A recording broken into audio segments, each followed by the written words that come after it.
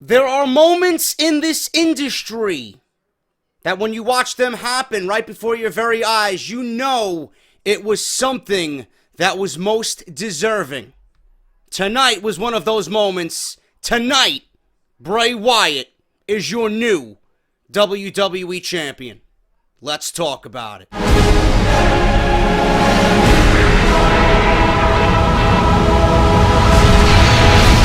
What is going on, guys? JD from New York here. Thank you so much for tuning back into the channel. Tonight, Elimination Chamber 2017 is in the books, and we are this much closer to WrestleMania 33. We now know what will headline SmackDown Live's World Championship match, and that is Bray Wyatt versus Randy Orton, man. I'm going to talk about that in just a little bit. I am very pleased with what transpired at the Elimination Chamber. I was very pleased with the overall presentation of the new structure of the match. I honestly think this is one of the best Elimination Chamber matches that WWE has put on out of all 20 that we've seen since its inception. So I think it was very, very good, and it really made for a very, very good pay-per-view.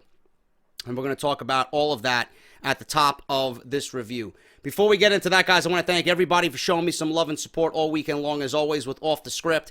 Episode 156, part 1, 2, and 3 is live on the channel right now. It will be completely up on iTunes and Podbean as well by the end of Workday Monday. So look forward to that if you guys do enjoy the audio version of Off the Script as well. I want to thank everybody for showing some love and support for my WWE 2K17 My Career video. That was episode number 30 this weekend. I want to give a shout out to Chris Denker, who actually included me in his latest teaser for his My Career Beyond with Chris Danger. I did some backup commentary for him on the 1-minute teaser that he posted during the Elimination Chamber tonight. So I want to give a shout out to Chris and reaching out to me and, helping him with that. Always available when he needs me. And I want to thank everybody for really enjoying and showing some love to my Resident Evil 7 walkthrough, man. You guys are enjoying that. Part 5 is live on the channel right now. Thank you so much. More to come later in the week, as always. Audible is sponsoring the podcast tonight. Audible sponsoring this Chamber review. If you guys are listening, everybody listening tonight is going to try the service out free for 30 days. And that includes one free audio book. Over 180,000 books to choose from. Compatible with iPhone and Android. And there's a lot of wrestling books on there, man. If you guys are not into the wrestling books, there's a ton of shit to choose from. But as far as the wrestling genre goes, you got Shawn Michaels, Mick Foley, Chris Jericho, Bob Holly, The Death of WCW. A lot of you guys cashed in on Daniel Bryan's autobiography, man. Unbelievable stuff there. audibletrial.com/offthescript, and you're going to try the service out free for 30 days, courtesy of Audible and Off the Script. audibletrial.com/offthescript. Let me know what you guys are choosing to listen to.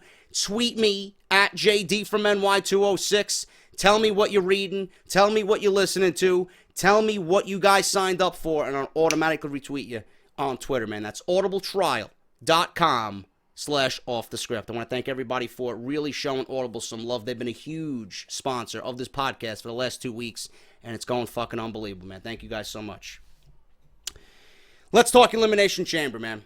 We finally got the SmackDown Live main event for WrestleMania 33. Rumors going crazy all week long. Who is it going to be? The Miz. Is John Cena going to retain? Is WWE really going to go with John Cena versus Randy Orton? Bray Wyatt has been in the news so much this week. Is WWE really going to give the nod, finally, to Bray Wyatt after 4 years and give him his first WWE Championship title reign? All this shit. All this shit. Baron Corbin, the dark horse. Some of you guys were pulling for Baron Corbin to win the WWE Championship. But I'm going to say this, and I'm going to say it wholeheartedly, man. I love WWE. I love professional wrestling, and it's moments like tonight that really make you proud to see someone you've watched for half a decade finally achieve superstardom. Bray Wyatt tonight was a superstar. Bray Wyatt is now in the upper echelon. To a lot of us, he already was, just based on his body of work. But tonight, by what he did in that ring tonight, he is now in the upper echelon of WWE. He is one of the elite in WWE. He finally won his first WWE Championship. He's going to WrestleMania to defend the biggest prize in wrestling, the WWE Championship. And he's doing it against a future Hall of Famer in Randy Orton. Someone who has single-handedly brought the Wyatts out of obscurity and back into the spotlight where they belong. Not only is he giving a rub to Bray Wyatt at WrestleMania, he's making Luke Harper, by default, look fucking awesome as well. Now, what this storyline is going to turn into, I don't know. We seen at the end of the Chamber, Bray Wyatt celebrating, follow the buzzers with the WWE Championship. It looked fucking epic, bro. It looked fucking epic. Randy Orton comes out, and he's staring down Bray Wyatt at the top of the aisleway, right where the entrance is. And I'm thinking, you know what? I'm glad WWE went with this. I'm glad that this feud and this storyline is going to culminate with the biggest prize in the company on the line. And I could see this being a story of jealousy. I could see Randy Orton not giving a shit about his allegiance to the Wyatt family because he's blinded by gold. Meanwhile, Bray Wyatt's trying to keep everybody together. He wants that family to be held together. He wants that unity still intact. But Luke Harper has been cast away because he, from the outset, knew that Randy Orton was nothing but a snake. And snakes equal treachery. Snakes equal evil. Randy Orton, according to Luke Harper, is evil. And he has no good intentions for the Wyatt family whatsoever. To Luke Harper, he's going to destroy the Wyatt family from within. It might not show itself now, but later on, you will understand where I'm coming from. That's where Luke Harper's coming from. That's where Luke Harper's coming from. All of this will be unveiled. All of this will come to light. Luke Harper, in the end, is going to be proven right, and his allegiance to Bray Wyatt is going to be there. And it's going to be great to see. Family breakdown of the Wyatt family over the WWE Championship. Randy Orton showing his allegiance to the WWE Championship instead of the Wyatt family, in which he automatically came out in the beginning and said, listen, I'm for the Wyatts. I am part of you guys now. You know, if you can't beat them, join them. Randy Orton now doesn't give a shit about any of that. He wants to beat them, and it's now going to be for the WWE Championship. I love it. I think it's great. I think Bray Wyatt deserves this. It's 4 years in the making. Seeing him hold the WWE Championship is fucking phenomenal. And I even tweeted on Twitter, man, and I said it in the beginning of this review, right before the intro hit. There's moments in wrestling where you know something special is about to happen.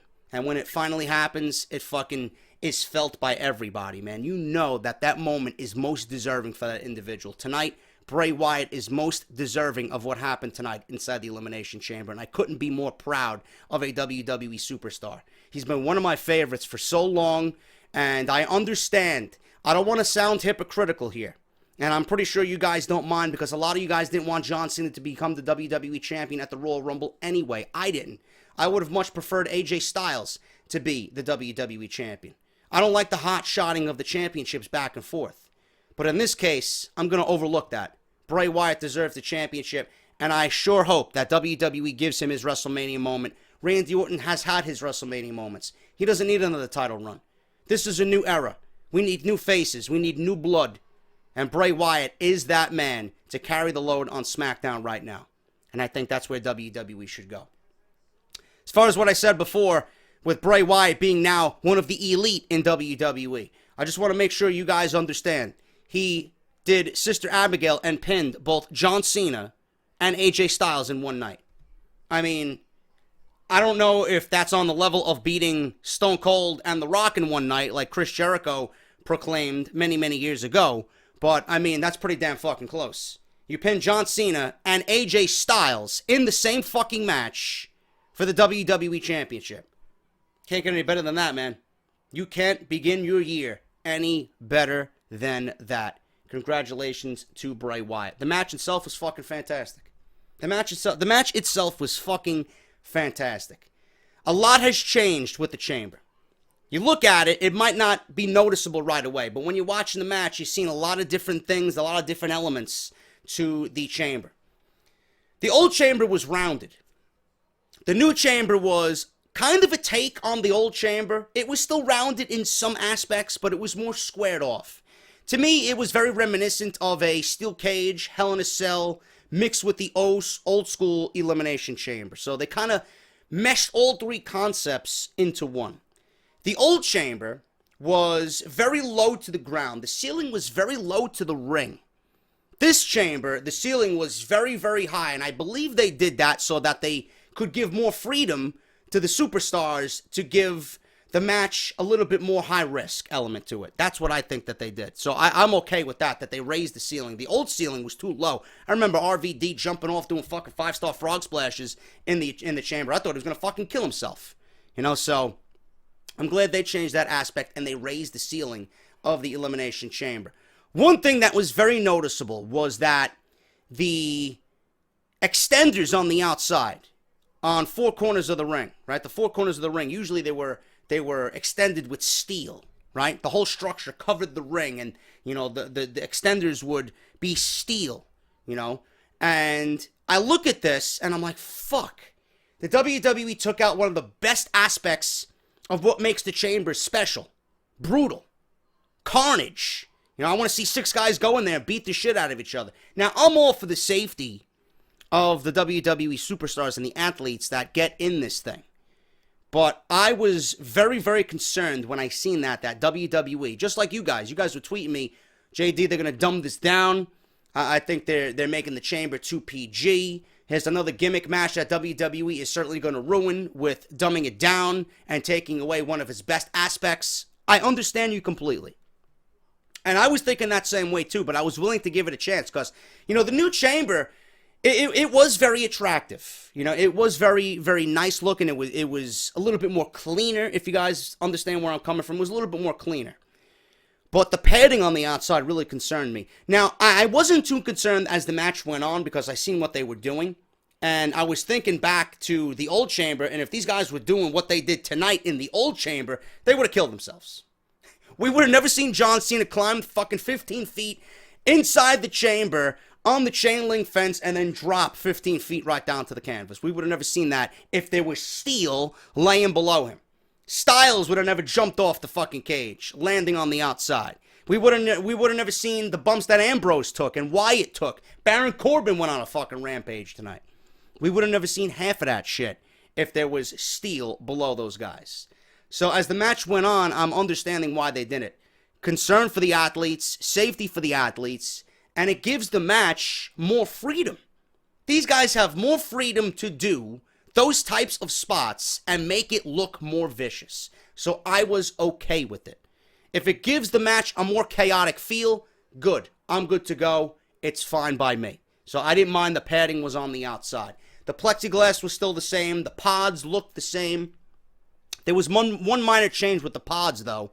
I remember back in the old school chamber where the pods, they were doors that were manually opened by the superstar. So if you were like a chicken shit heel and you didn't want to come into the match and you wanted to cower in your pod when the time was right, you can just keep the door closed and the babyface is trying to get in. He maybe breaks the glass if you're fucking Bill Goldberg, But it looked like these doors were automatic. When the buzzer went off and the 10 count was done, it looked like these doors were fucking automatic. They just slid right open as if you're walking into the fucking supermarket with your cart, right? And you got to go grocery shopping and the fucking double doors open. It's like one of those deals. So it looked like the doors were automatic. So once your fucking number is up and once that buzzer goes off and it's your time to get in there, there's no hiding. You can stay there, but whoever's fucking on the outside is going to drag your ass out. So it looked like those doors were automatic. Other than that, there was really nothing else. Ceiling was higher. The cage was a little bit more boxy. It was a little bit more cleaner. It was a take on the old school chamber mixed with a modern steel cage. And it still kept that Elimination Chamber type feel. I do prefer the shape of the old chamber just because it was different. It was unique. It looked the part. It looked vile and vicious as if you're walking into a fucking torture chamber, honestly. But WWE wanted to change it up. I'm not someone who really likes change all that much, but what they did with this chamber, I'm not going to complain about it. I really enjoyed it. And the old chamber, man, we have the memories on the WWE Network. I do prefer the old chamber, but I think the new chamber is going to live up to expectation, and it's going to carry on its own legacy going into the future. So that's that. As for the match, very, very good, man. I mean, it's just so much to cover. It was over 40 minutes long. The noticeable high spots clearly were Bray Wyatt winning the WWE Championship, Bray Wyatt pinning John Cena, and AJ Styles. Cena and AJ Styles actually started the match off. I didn't think that John Cena was going to start the match off. I thought they were going to protect him a little bit more and keep him maybe at a number 3 spot or a number 4 spot. But we've seen AJ Styles and John Cena start this thing, which I didn't mind because it's pretty much continuing where they left off at the Royal Rumble. And then we had Ambrose come in. Then we had Bray Wyatt come in. Then we had Baron Corbin come in. And then The Miz was the last to come in. I thought that The Miz and Dean Ambrose were going to start the match off. And I thought, like I said, it was going to be Styles, Wyatt, then you had Cena and Corbin. I thought Corbin would have been last to come in, being that he was the biggest guy in there, that he was going to clean house and eventually just show his dominance as being the bigger guy in the match. But we started off with Cena, and we started off with AJ Styles. Besides Wyatt winning the match and pinning Cena and Styles to become the WWE Champion, the other big moment in this match was it looks like WWE is going forward. And this is not confirmed by any means. It looks like they're going forward with Baron Corbin and Dean Ambrose in the Intercontinental Championship match for WrestleMania. And I have no problem with that whatsoever. I don't have any problem with that at all. I think that's going to be a very, very good match. If WWE wants to have Dean Ambrose rebound from last year's disaster with Brock Lesnar, I could see Dean Ambrose being a complete lunatic going against the Lone Wolf and maybe a no-holds-barred match or a no-DQ match for the Intercontinental Championship, because the seeds were planted tonight with Baron Corbin's behavior. I don't like the way they looked. I don't like the way that they made Baron Corbin look tonight. They made him look like a complete fucking asshole. They made him look like a complete retard. Okay? Guy's doing deep six. Guy's doing end of days to AJ Styles. He delivers an end of days to John Cena. They roll to the fucking outside. Now, if you're delivering your finishing move and everybody else is on the fucking ground and you're the only man standing in the ring, drag their fucking ass from the outside and bring him back in the ring and fucking cover him. They made Baron Corbin look like a complete buffoon. He's waiting there in the middle of the ring, and the Miz's number goes off, the buzzer goes off, the Miz is standing there like a fucking chicken shit coward. He don't want to come out because Baron Corbin laid waste to everybody. Baron Corbin has his back turned, and he's pinned 1, 2, 3. They made Baron Corbin look like a complete rookie scrub in the Elimination Chamber. Now, they kind of made up for it. They made up for it because after the match, or after his pinfall and he was eliminated, he completely went insane and he destroyed Dean Ambrose. Dean Ambrose covered him 1, 2, 3. Ambrose was on the receiving end of a fucking beating by Baron Corbin. He got thrown through the pod. He got thrown through the plexiglass. He just fucking destroyed him on the outside, threw him into the fucking cage. There was 3 or 4 officials in the ring trying to break this thing up. Baron Corbin was screaming, "Get away from me, get away from me. You ruined my shot." So it looks like that Baron Corbin is going to fight Dean Ambrose at WrestleMania, and they're going to continue this saga going on into Orlando. Because what Baron Corbin did tonight, really, Ambrose paid the price for it. He was laid out. The Miz finally came out of his fucking pod after Baron Corbin was ushered out of the chamber by the referees. He came rushing into the ring after Ambrose was, laid waste with the end of days. 1, 2, 3 by the Miz. Ambrose was covered. So we lost Ambrose and Baron Corbin. It was down to Miz, Cena, Styles, and Wyatt. Miz didn't last long. He was in there less than 5 minutes. He got AA'd by John Cena. He was gone. 1, 2, 3. So we were left with Styles, Cena, and Wyatt. Now, Cena, played up his Super Cena role. He was battling Styles and Wyatt and overcoming both guys at, different portions of this match with all 3 men in there. Eventually, Cena fell to the Sister Abigail. 1, 2, 3. Bray Wyatt eliminated him. It was down to AJ Styles and Bray Wyatt. This is where we just kind of put our phones down, we put our chips down, we put our drink down, and I even tweeted, I'm like, guys, This is something that we want to see in 2017. Styles versus Wyatt. Here we are inside the Elimination Chamber, and we got Styles versus Wyatt to close this show out. And we're guaranteed a new WWE champ because John Cena was eliminated. Everybody was tweeting me, maybe The Miz is going to come out and fuck John Cena. No. John Cena was eliminated clean by Bray Wyatt. So for all you Cena haters out there, he's no longer WWE champion, and he put over Bray Wyatt tonight. So there's no complaining on your behalf, okay? So that's over and done with. Cena is gone. Styles, Wyatt. We got an epic encounter to finish off this show. Styles and Bray Wyatt fought. It was about 5 minutes in.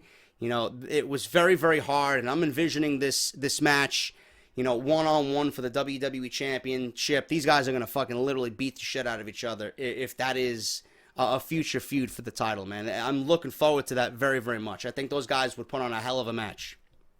Bray Wyatt almost took AJ Styles' head off with a fucking lariat. AJ Styles went for the phenomenal forearm, and he got caught off the rope. That was his opportunity. He seen to win the title back. He got caught in the phenomenal forearm. 1, 2, 3.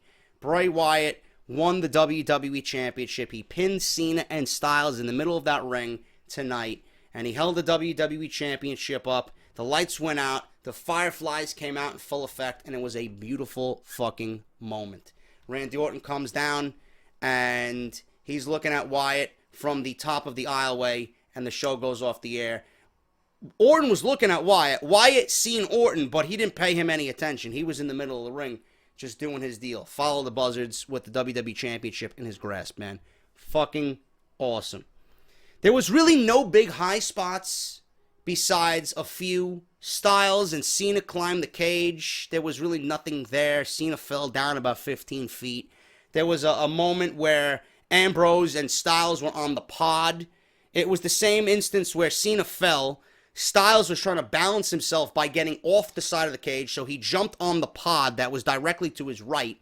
Ambrose was climbing up the cage because he wanted to get to Styles. They fought on top of the pod. They threw each other back and forth into the plexiglass. Bray Wyatt eventually took Dean Ambrose down. There was another instance where John Cena was on the pod. He had everybody laid out, and he wanted to do a high-risk spot, so he climbed up the cage, he jumped on top of the pod, and he did a big cross-body, I believe, onto Wyatt and Styles. Other than that, there was really no big spots in the Elimination Chamber.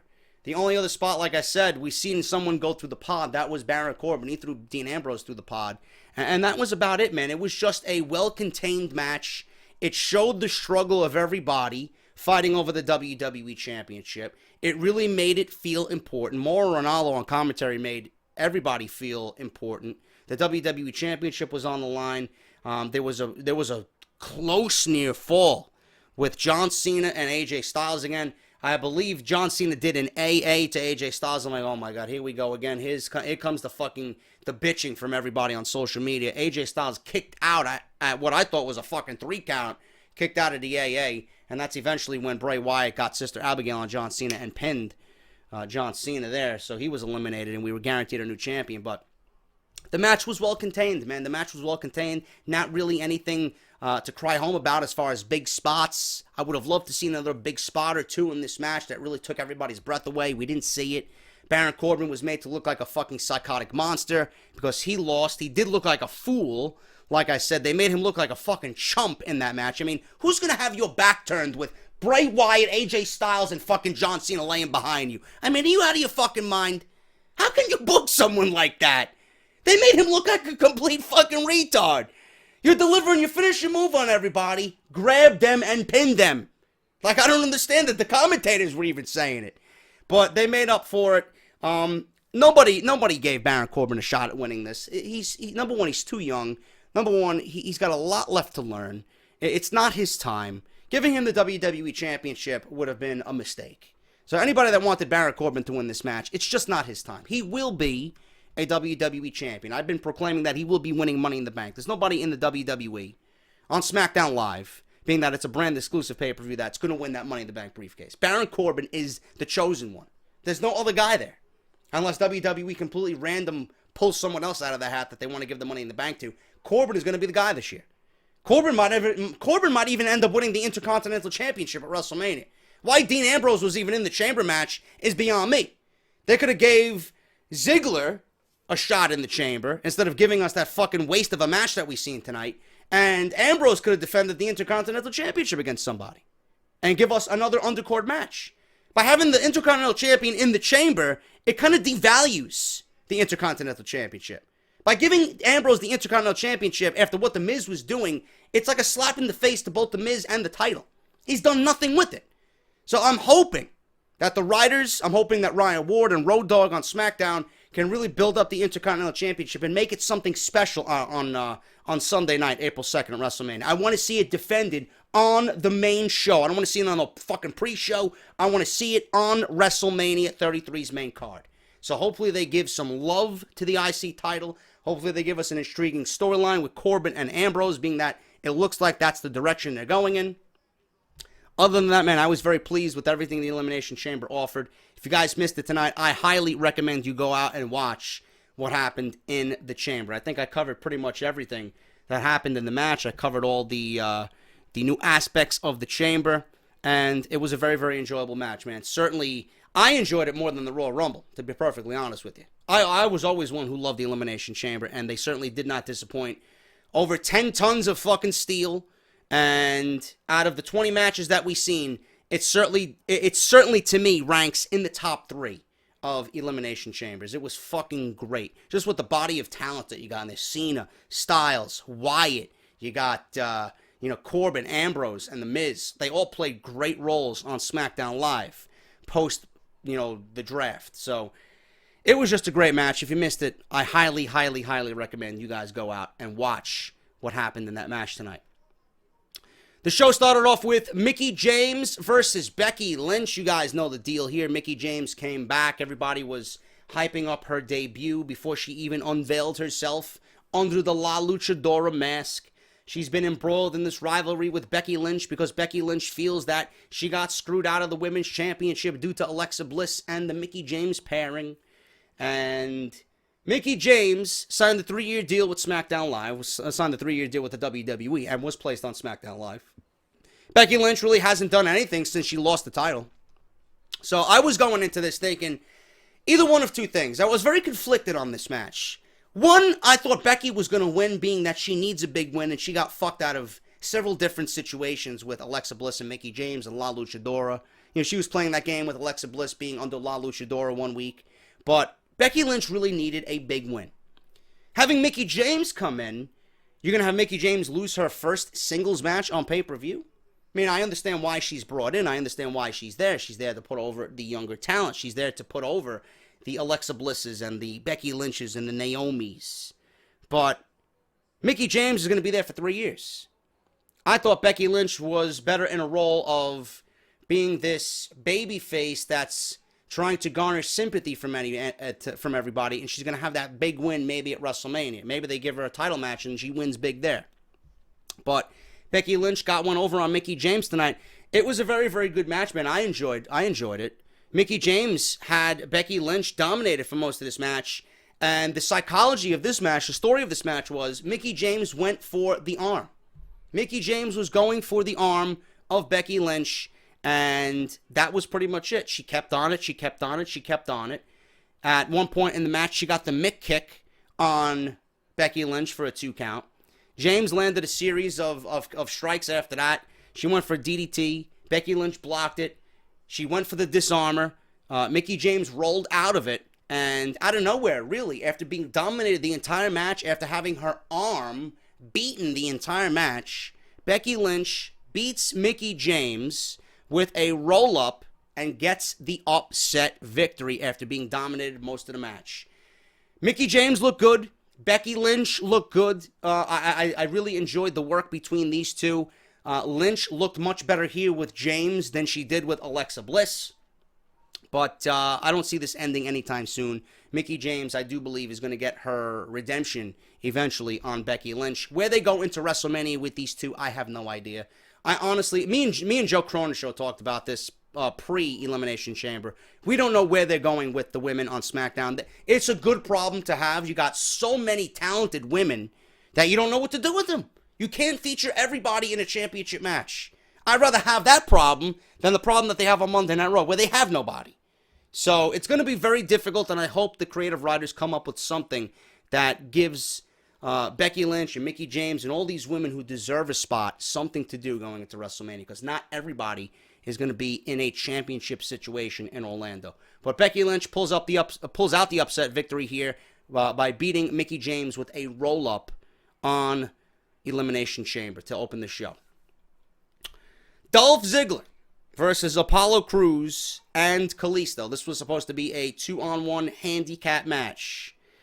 Now, I don't know if Road Dogg was watching the show that Joe Cronin and I did yesterday afternoon, but Apollo Cruz and Kalisto were introduced first. In fact, Kalisto was introduced first. Ziggler didn't even make an introduction, man. He didn't have his music played. He didn't give a shit. Kalisto came down the aisleway, and he was fucking absolutely destroyed by Dolph Ziggler. He got sneak attack from behind. He got thrown into the fucking LED boards where you could visually see the fucking panels of the LED boards fall off as this guy was launched into the LED board. And this was the match that I originally thought they should have booked when they made this thing. Ziggler versus Apollo Cruz. It was supposed to be a handicap match, but with Kalisto now taken to the back after he got his ass kicked pre-match, it was a singles match with Apollo Cruz and Dolph Ziggler. Match really wasn't anything all that special at all. It was Ziggler beating down Apollo Cruz until Kalisto came out of nowhere. He was being held back by a fucking lone referee. Guy was limping to the ring. The referee was trying to stop him. Listen, you are not cleared to wrestle. You just got beat up. Kalisto insisted on getting back into this thing and making it a handicap match. So it was made into a handicap match. Kalisto got the tag from Apollo Cruz because he was getting his ass kicked most of the match. Kalisto's now the legal man. Ziggler was arguing with the original referee. There was nothing the original referee could do because this was a scheduled handicap match. You're the one who fucking broke the rules. You sneak attacked this guy to try and take him out of the match. Now he's here. What do you want me to do? He wants to fight. He's good to go. He's here now. He just made the tag. Deal with it. So Kalisto got his offense in on Dolph Ziggler.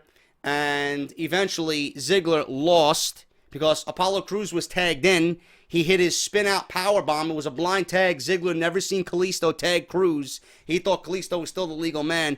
Sit-out powerbomb by Apollo Cruz. 1, 2, 3. Dolph Ziggler loses because Kalisto made a miraculous comeback after that brutal sneak attack to open this match.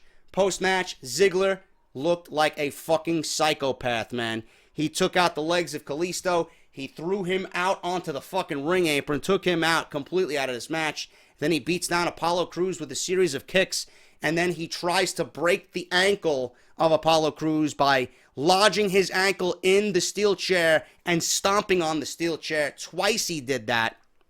So I don't know where they're going with that.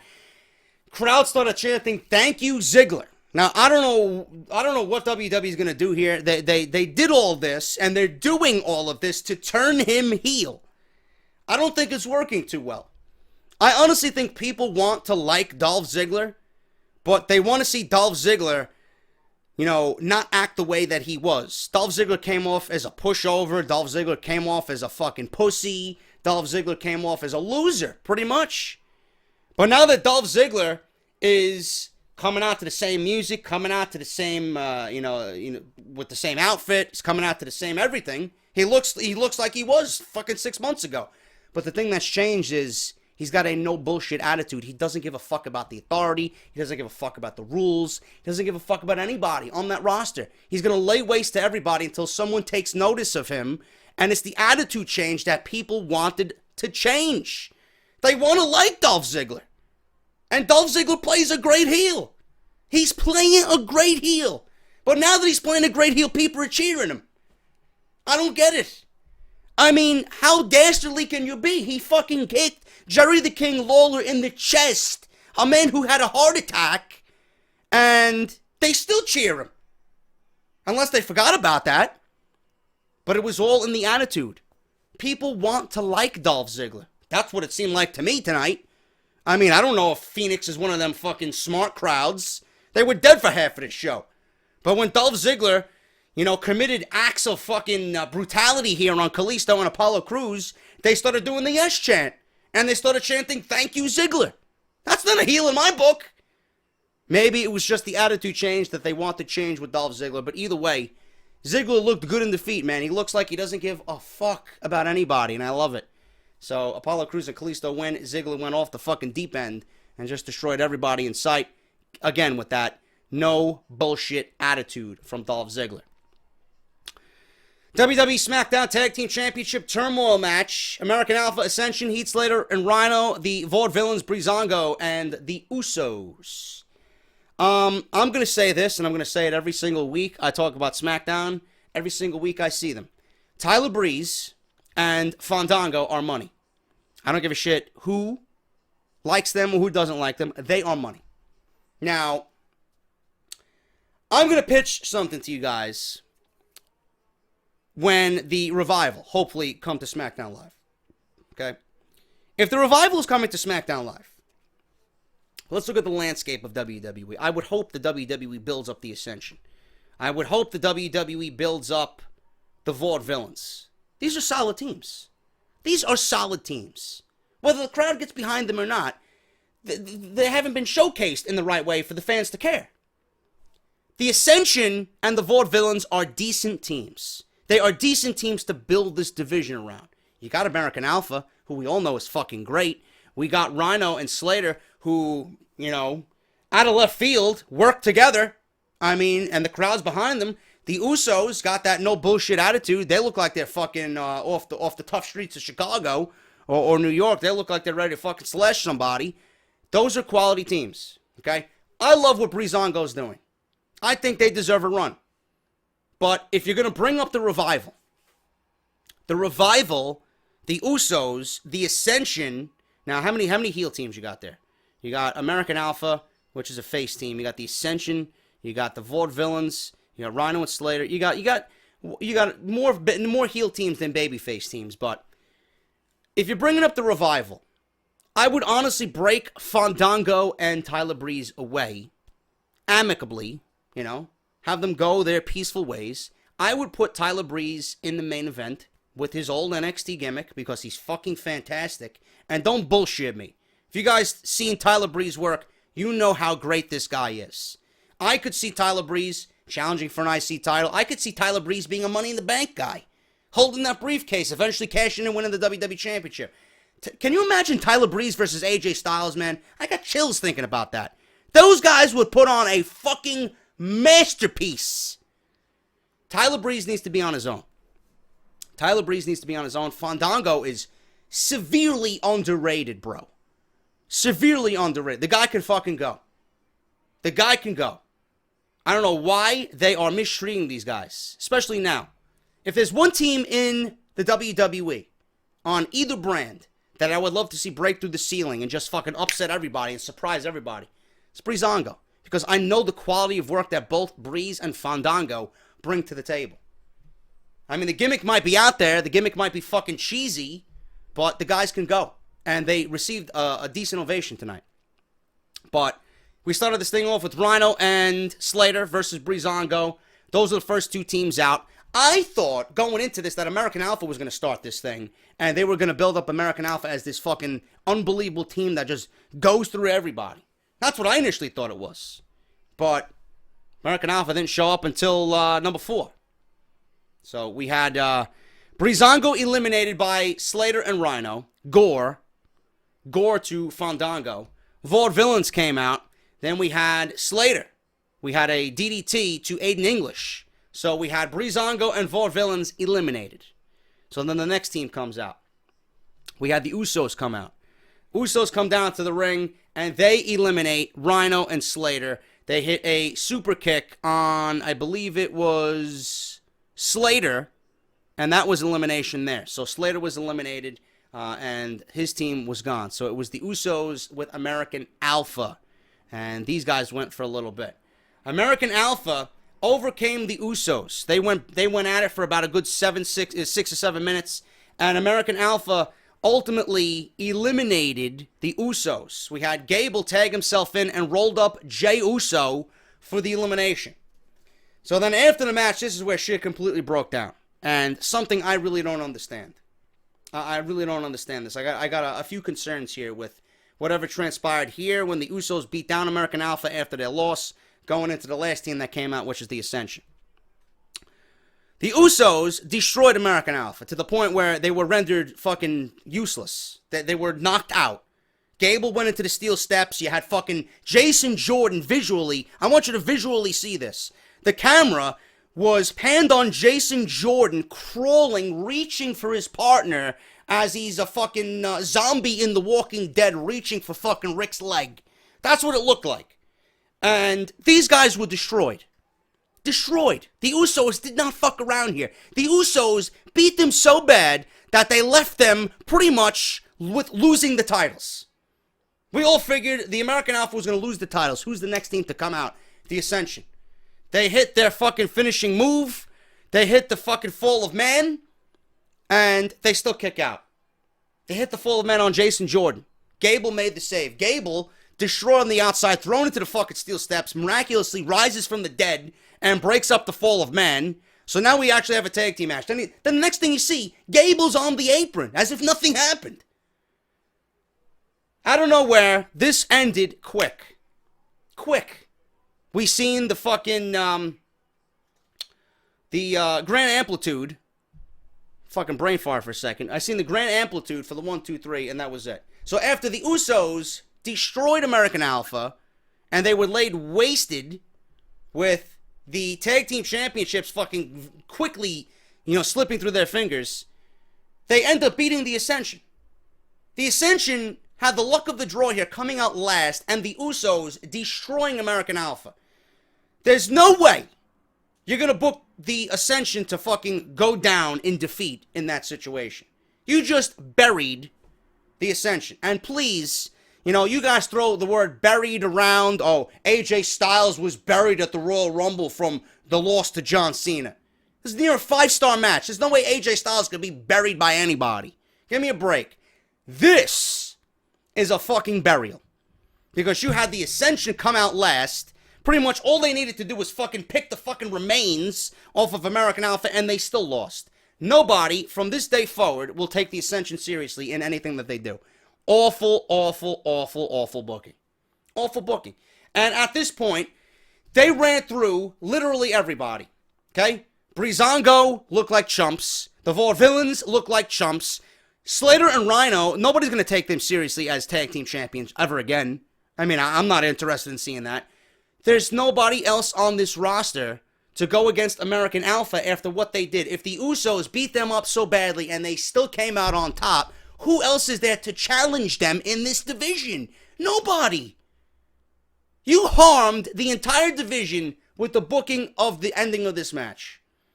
The Ascension are fucking garbage after tonight. And I don't want to say that because I would have loved to seen an upset, but you can't take the titles off American Alpha because they haven't done anything with them yet.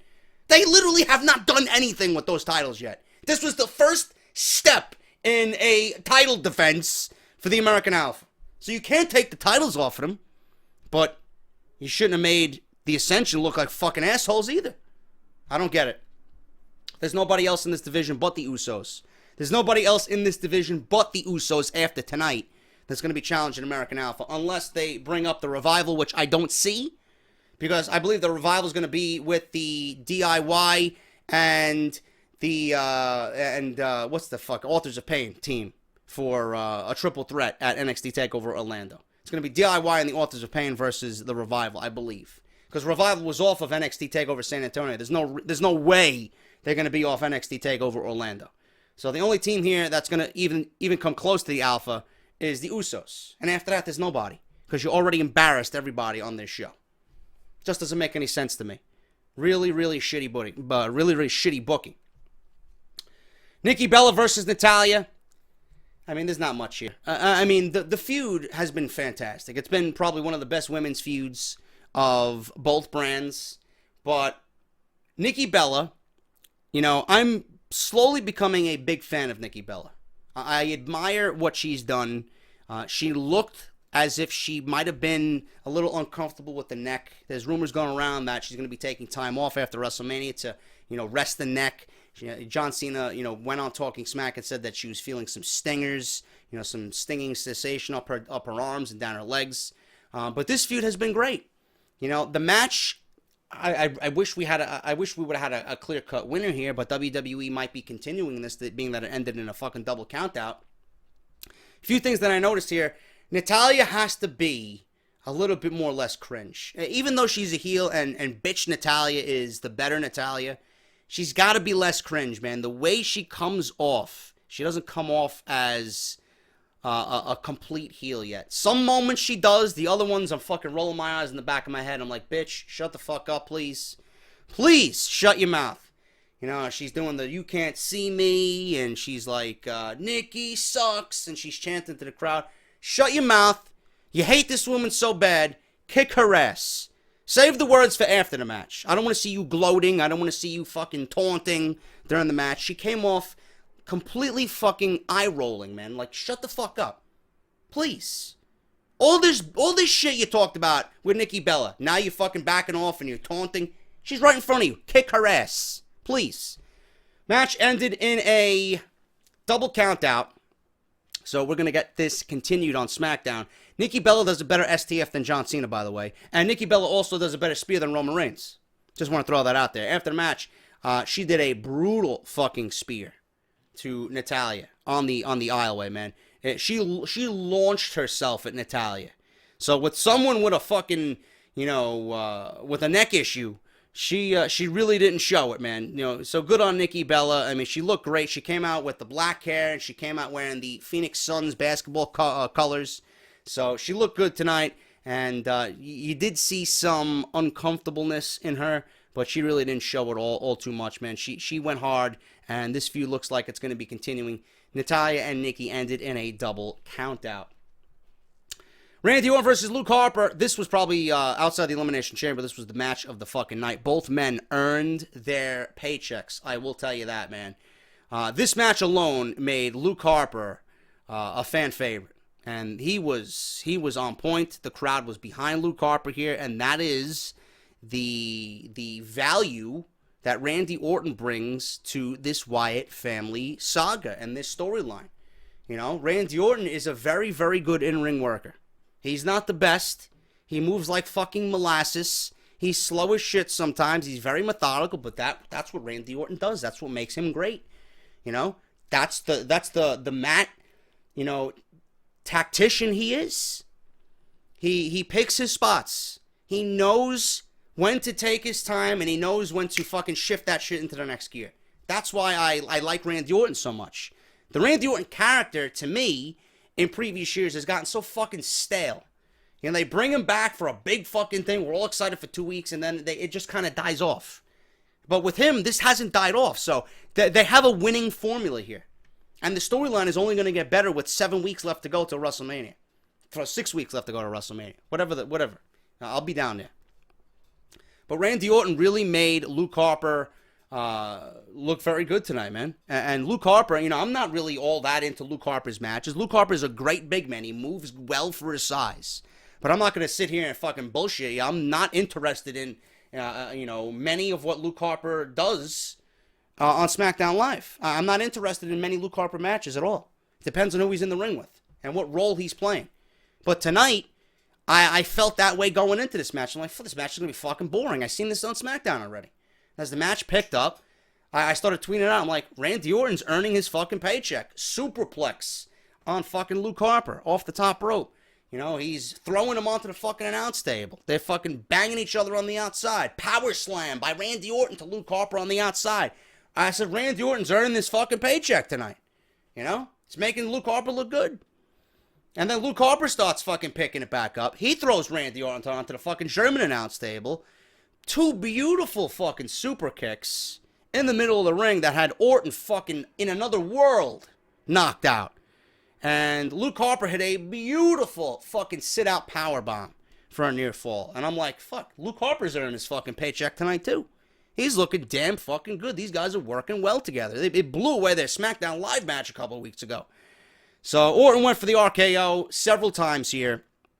He missed it. Harper knew it was coming. Harper had it well scouted. He hit his super kicks and then a second kick. Harper hit Orton with a big powerbomb, like I said, sit-out powerbomb for a near fall too. And then literally out of nowhere, Orton hits the RKO for the win. Randy Orton beats Luke Harper in what was the easily second best match of the night. These guys literally beat the shit out of each other. Both of them earned their paychecks. No all the way for Randy Orton here. He had to win this match. It was the right choice here, the best booking option here. Randy Orton had to look strong going into WrestleMania, especially with Bray Wyatt winning the Elimination Chamber. No way you're going to have Randy Orton lose to Luke Harper. So Randy Orton RKO to Luke Harper. 1, 2, 3. He is victorious here on the Elimination Chamber. And finally, guys, SmackDown Women's Championship, Alexa Bliss versus Naomi. This is where things got a little salty from some fucking lowlives on Twitter. You know, the one thing that I complained about here, and we're going to end the review with this. The one thing I complained about with Monday Night Raw is the hot-shotting of the fucking title. Okay? It went from Charlotte to Sasha, Charlotte to Sasha, Charlotte to Sasha, over and over and over and over and over again. That's not how you build a legacy. Okay? The amount of title reigns does not equal, oh, this person has a great legacy. Now, I'm not saying that Alexa Bliss should have held the title for fucking 400 days like CM Punk. I'm not saying that in the slightest. Okay? I'm saying Alexa Bliss just won the title in December. We didn't even get through one fucking pay-per-view, and they took the title off of her. Now, people were calling me a racist on Twitter because I, with the logical fucking mind that I have for the business, I'm saying, okay, Alexa just won the title in December. They took it off of her in 2 months. She didn't have a proper title reign. She's been the best heel outside of Charlotte on the main roster. Why would you take the belt off of her? For Naomi? Now, not once did I say Naomi doesn't deserve a WWE Women's Championship title reign. Now, if you guys have been watching my SmackDown reviews, you guys know that I've been praising Naomi. I've been praising her work since coming back. I've been praising her hunger. I've been praising the athleticism that she shows in the ring. I've even said several times, I think she's got the best entrance out of every woman on the main roster. So how can I be racist against Naomi for wanting Alexa Bliss to retain the fucking title? This is what I had to deal with on Twitter tonight. I don't get people's logic. Because I wanted Alexa Bliss to retain the title, I'm automatically a racist because I didn't want Naomi to win. A lot of people were telling me, oh, the only reason why Naomi won was because it was Black History Month. It's February, Black History Month. But then again, I'm thinking, what about Apollo Crews? He just got his fucking ass kicked tonight. You know? That doesn't make any sense. So the people that were saying that were getting fucking, you know, like Jack Gallagher says, a thrashing on Twitter. And I'm looking over here, I'm like, people call me racist now. Because I wanted Alexa Bliss to win. Does it make any sense to you people? She could deserve anything that she wants. So you think she could deserve, or she deserves anything that, you know, that she has coming to her. Whatever, fine, Naomi. But I'm looking at it from a wrestling standpoint. She's been hurt. She's been hurt for how long? About 2 months now? She wasn't on TV. She wasn't in any major storylines. While Becky and Alexa were carrying this division and giving us matches and storylines, right? Naomi was on the shelf. Now, I'm not going to blame her for being on the shelf. Injuries happen. But you're going to bring Naomi back for 3 weeks, and then you're going to give her the Women's Championship after Alexa has proven to be the best heel on SmackDown Live and one of the best women heels on the main roster outside of Charlotte? So Alexa has done everything to earn your respect and really work hard and prove to be the only believable fucking heel on SmackDown Live. And now you put Mickie James with her. WWE didn't even get that storyline off the ground yet. You know? I was eventually thinking of maybe Mickie opening up her eyes to Alexa and betraying her because she wants the Women's Championship. Enough is enough already. But they gave the title to Naomi after 3 weeks. Naomi deserves a championship after 3 weeks. I mean, where's the build there? I understand they're going into WrestleMania with, you know, her being from Orlando. Why couldn't this happen at Orlando? Why couldn't you give Alexa Bliss another 6 weeks of a title reign? Why couldn't we get Naomi's big win in Orlando? I don't get it. You know? It's all the fucking fans' fault, honestly. You got fucking simpletons out there who think that, oh, Charlotte's a 4-time women's champion. She hasn't held the title for more than 2 months at one time. She's the greatest women's athlete in the WWE, or she's the greatest women's performer in WWE history. I mean, give me a fucking break. The amount of title reigns do not make the woman. Do not make the champion. It's what you do in that reign that makes you special. I want to see lengthy title reigns, but WWE can't do lengthy title reigns because simpletons like everybody else, you know, on Twitter, who's bitching and moaning that I want Alexa Bliss to win, the simpletons like that, they get too bored easily. They want to see change. They want to see something switched up. They want to see a new champion. Fuck having a 6-month title run. What did you guys do when CM Punk held the title for 434 fucking days? What did you do? You cried yourself to sleep every fucking night? CM Punk's reign was fucking epic. Until he lost to The Rock, but that's what I want out of my fucking champions. You know? When your champion has held that title for over a fucking year plus, that's what makes a fucking title reign. I don't know about this, but this is a fucking mistake. Now, I'm not saying that Naomi doesn't deserve it, but I think it's really shitty booking. It is really shitty booking. Alexa Bliss should have not lost the title this soon. I felt like she was just given the title yesterday. But Naomi is the champion. Split-legged moonsault here. It was a very, very good match. Much better with Naomi, Alexa Bliss, than she was with Becky Lynch. I don't know what was wrong there, but this match had its moments. 1 or 2 spots that were sloppy. Looked like Alexa Bliss didn't know what position she had to be in when Naomi tried to do the split-legged moonsault off the top rope. So, overall it was a good match, but I just don't think it was the right booking decision. Naomi wins. She is the new women's champion, and she's going to make the title glow on SmackDown Live. And that is your Elimination Chamber review and results. Thank you guys so much for listening. If you made it this far, comment down in the comment section with hashtag Goon. There you go. Anyway, guys, I'm off to bed. I'm going to render this, upload it. Thank you guys so much for watching. Take advantage of that audibletrial.com/offthescript for your free audiobook. And I will be back tomorrow night with Monday Night Raw. We got a Women's Championship match with Charlotte and Bayley and the Festival of Friendship. Please, pass me the bleach right now, because you know the fucking cringe is coming with Chris Jericho and Kevin Owens. So I'll see you guys on Monday Night Raw tomorrow night. Until then, I'm JD. Hit that thumbs up. This has been your official Elimination Chamber review and results. And I'll see you all tomorrow night for Monday Night Raw. Talk to you later.